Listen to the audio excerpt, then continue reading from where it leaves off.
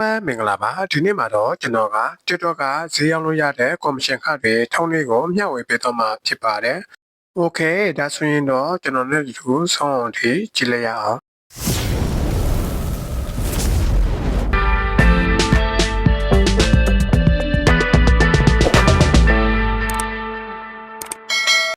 ။ Okay ဒါဆိုရင်တော့ TikTok ကိုတစ်ခါဖွင့်ပေးလိုက်ပါမယ်။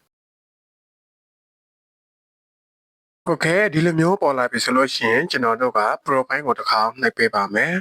။ပြီးရင်တော့ဒီအပေါ်ဆုံးလေးက TikTok Studio ကိုတစ်ခါထပ်နှိပ်ပေးလိုက်ပါမယ်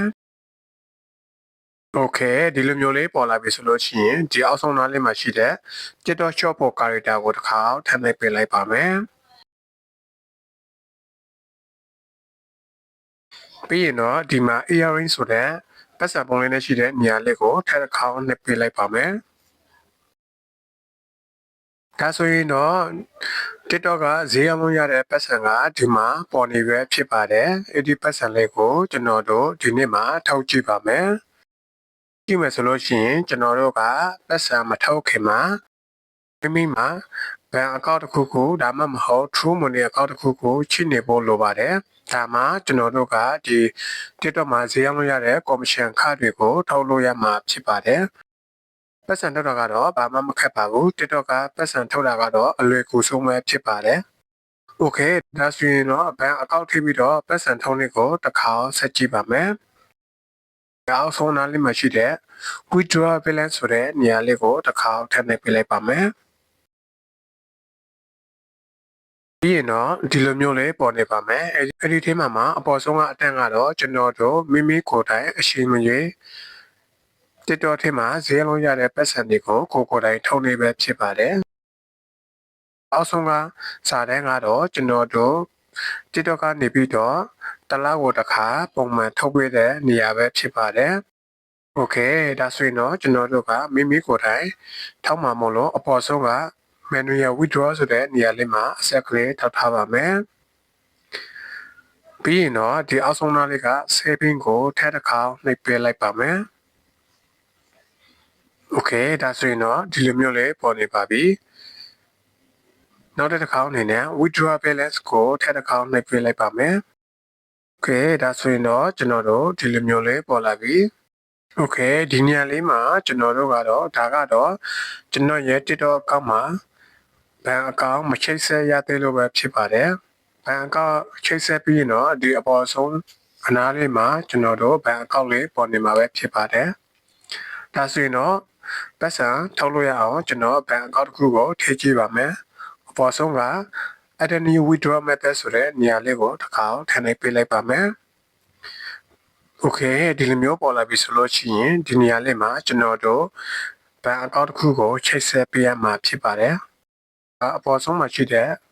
ဘဏ် transfer ဆိုတာကတော့မိမိမှာဘဏ်အကောင့်တွေရှိတယ်ဆိုလို့ရှိရင်အဲ့ဒီဘဏ်အကောင့်ထိပြီးတော့ပတ်စံထုတ်တဲ့နည်းပဲဖြစ်ပါတယ်။ဒီ Pro MPT Pay ဆိုတာလည်းအဲ့ဒီ၎င်းပါပဲအကောင့်နဲ့မိမိဖုန်းနံပါတ်နဲ့ချိတ်ဆက်ထားတယ်ဆိုလို့ရှိရင်အဲ့ဒီ Pro MPT Pay ဖုန်းနံပါတ်ကိုထည့်ပြီးတော့တန်းထုတ်လို့ရပါတယ်ဒီအောက်ဆုံးကတော့အကောင့် True Money အကောင့်တစ်ခုကိုလည်းပတ်စံထုတ်လို့ရတာပဲဖြစ်ပါတယ်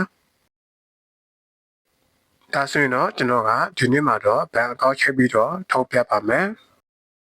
အပေါ်ဆုံးမှာရှိတဲ့ Bank Transfer လေးကိုတစ်ခါထည့်နှိပ်ပေးလိုက်ပါမယ်Okayဒါဆိုရင်တော့ဒီနေရာလေးမှာကျွန်တော်တို့ဘန်စာအုပ်ထိကနာမည်ကိုထည့်ပါမယ်။မြေ၃လုံးရှိတယ်ဆိုလို့ရှိရင်အပေါ်ဆုံးမှာနှလုံးထည့်ပါပြီးရင်တော့ဒီအောက်ဆုံးတန်းလေးမှာတစ်လုံးထည့်လိုက်ရင်အဆင်ပြေပဲဖြစ်ပါတယ်။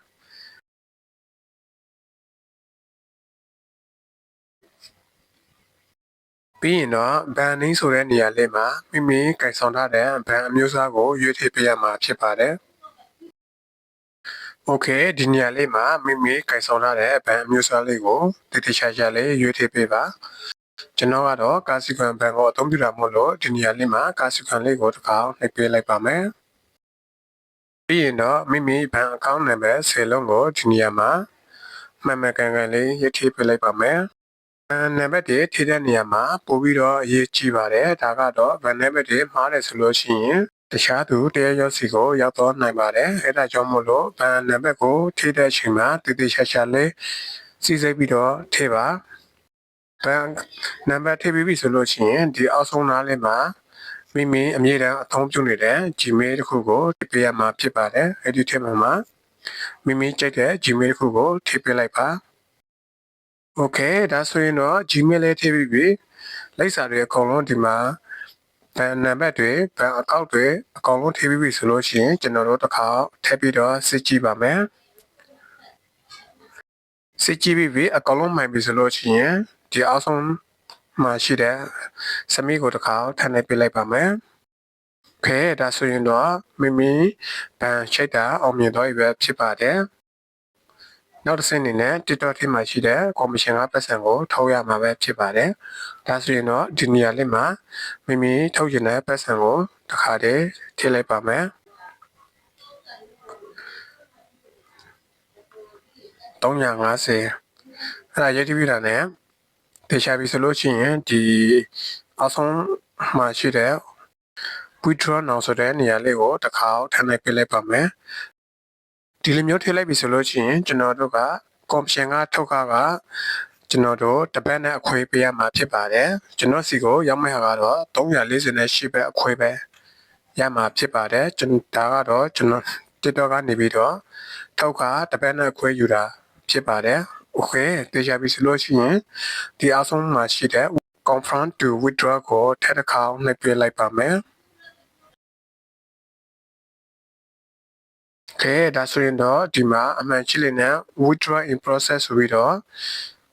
ကြားနေပဲဖြစ်ပါတယ်ဒါဆိုရင်တော့ TikTok ကနေပြီးတော့ပတ်စံကကျွန်တော်ဘဏ်အကောင့်လေးကိုပို့လိုက်ပဲဖြစ်ပါတယ်ဘဏ်အကောင့်လေးကိုပတ်စံရောက်မရောက်ခဏလေးစောင့်ကြည့်ပါမယ်โอเคဒါဆိုရင်တော့ဒီမှာအခုချက်ချင်းပဲပတ်စံဝင်လာပါပြီโอเคဒါကတော့ TikTok ကရတဲ့ commission ကနေထုတ်တဲ့နည်းပဲဖြစ်ပါတယ်ဒီဗီဒီယိုဖိုင်လေးကိုကြည့်ပြီးတော့မိမိကိုယ်တိုင် TikTok မှာ commission ကရတဲ့ပတ်စံတွေထုတ်တဲ့နိုင်ကြပါစေအားလုံးကိုကျေးဇူးတင်ပါတယ်